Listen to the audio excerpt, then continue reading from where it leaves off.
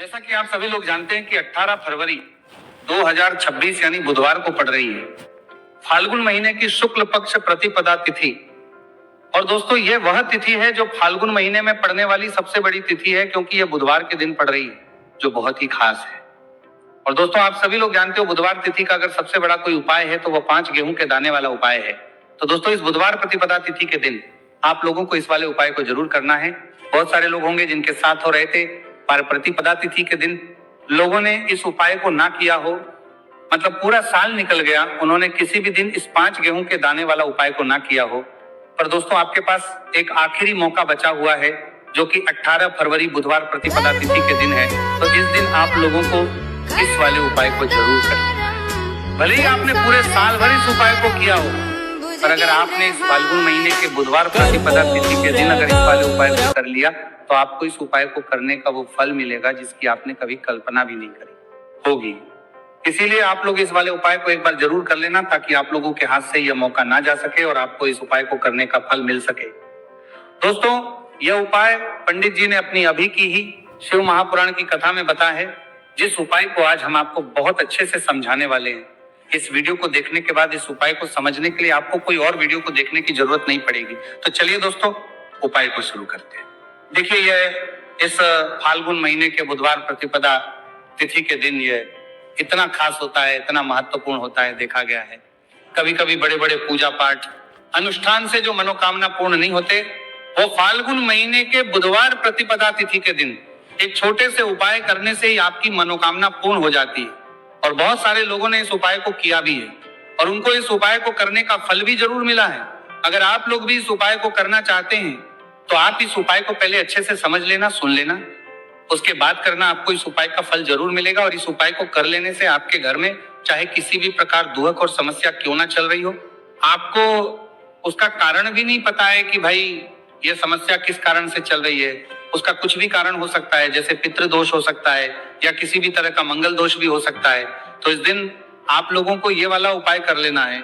ये एक ऐसा उपाय है जिस उपाय को अगर किसी विशेष दिन पर किया जाए तो भाई उस विशेष दिन का जो है वो तो हमें मिलता ही मिलता है, पर हमने उस दिन पर इस 5 गेहूं के दाने वाला उपाय को किया है तो हमें उससे भी बड़ा फल मिलता है, और फल बहुत जल्दी मिलता है, क्योंकि आप इस उपाय को बहुत ही बड़े और विशेष दिन पर कर रहे हो।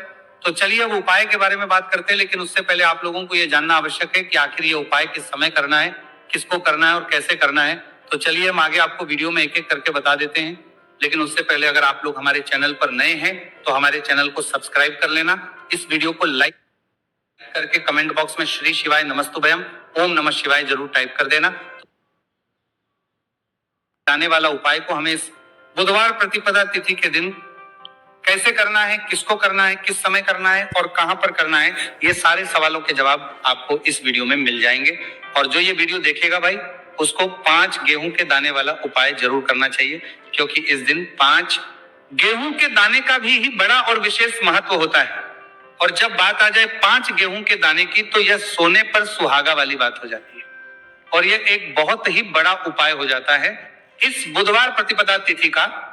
तो अब दोस्तों इस 5 गेहूं के दाने वाला उपाय को आखिर करना किसको है, सबसे पहले हम लोग वो बात जान लेते हैं।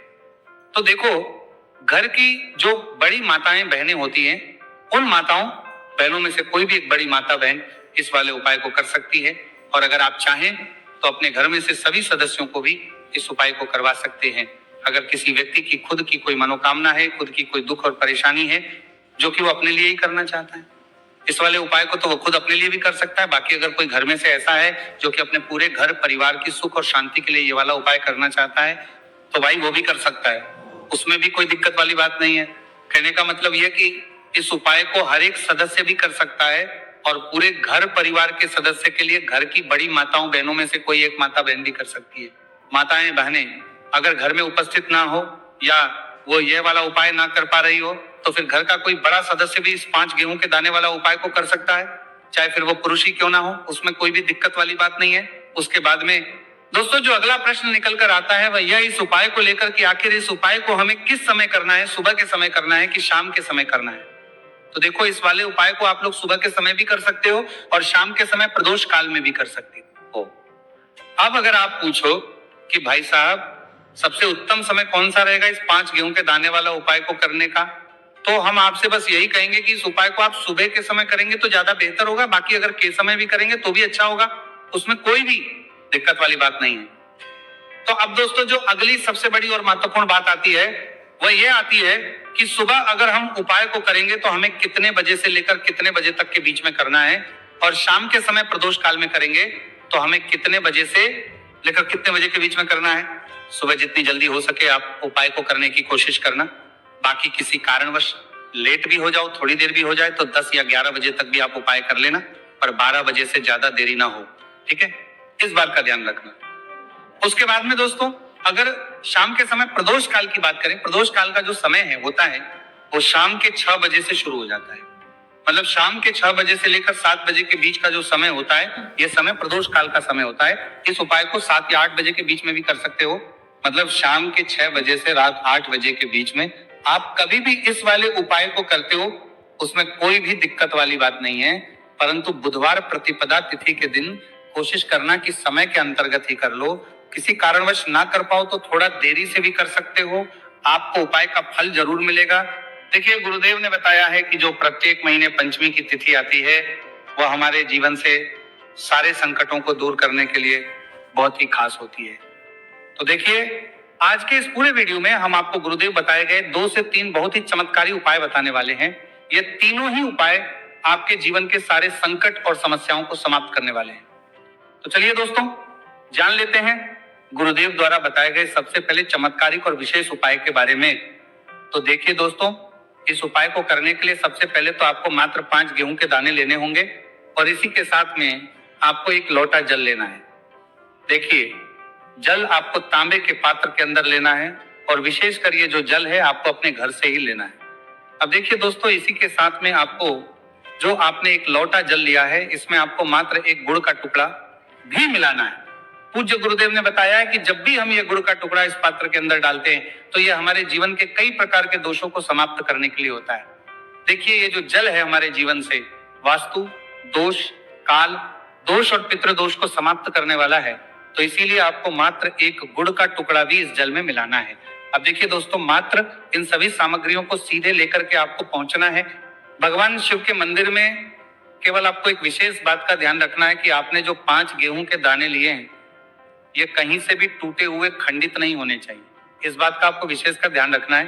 देखिए शिव मंदिर बचने के बाद सबसे पहले तो आपको अपना मुख उत्तर दिशा में कर लेना है तथा दक्षिण दिशा में आपको बैठ जाना है।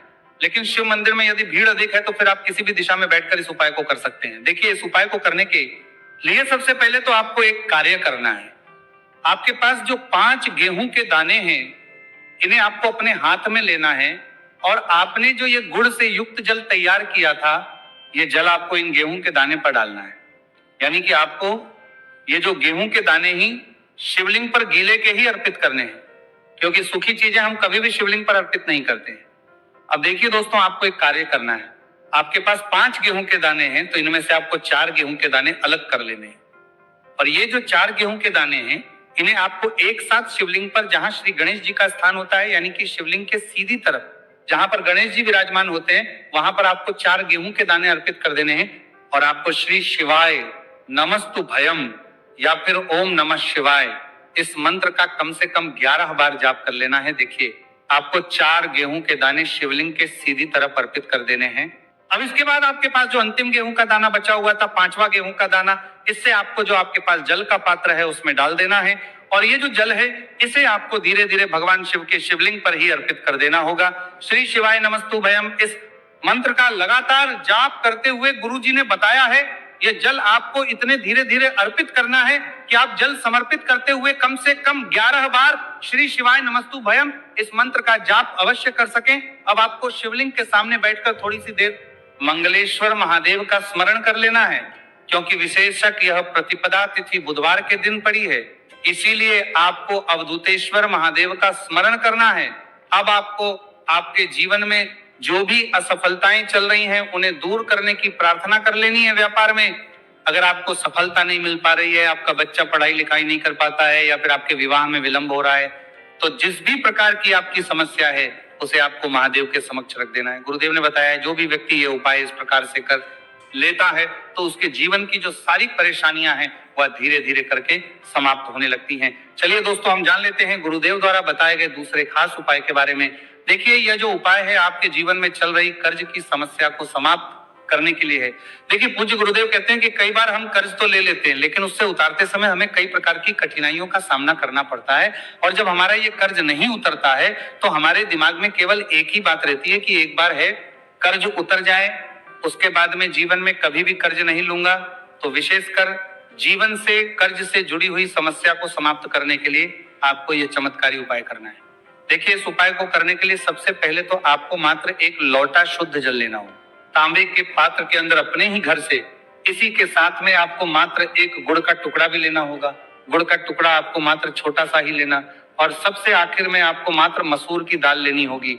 यदि आप चाहे तो मसूर की दाल 11 भी ले सकते हैं, या फिर 21, 41, 41, 41, या फिर 108, जितनी भी आपके पास मसूर की दाल उपलब्ध है उतनी मात्रा में आप मसूर की दाल ले सकते हैं।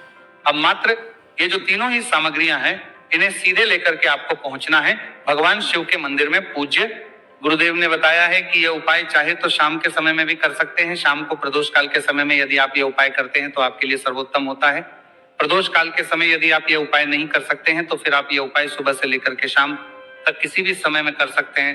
देखिए, मंदिर पहुंचने के बाद सबसे पहले तो आपके पास जो गुड़ का टुकड़ा है, इसे आपको उस जल के पात्र के अंदर डाल लेना है, और ये जो जल है इसे आपको भगवान शिव की शिवलिंग पर धीरे अर्पित कर देना है। श्री शिवाय नमस्तु भयम, इस मंत्र का लगातार जाप करते हुए और तुम रुकेश्वर महादेव का स्मरण करते हुए, अब देखिए, आप जो मसूर की दाल लेकर के गए थे, इन्हें आपको एक एक करके शिवलिंग पर अर्पित करना है।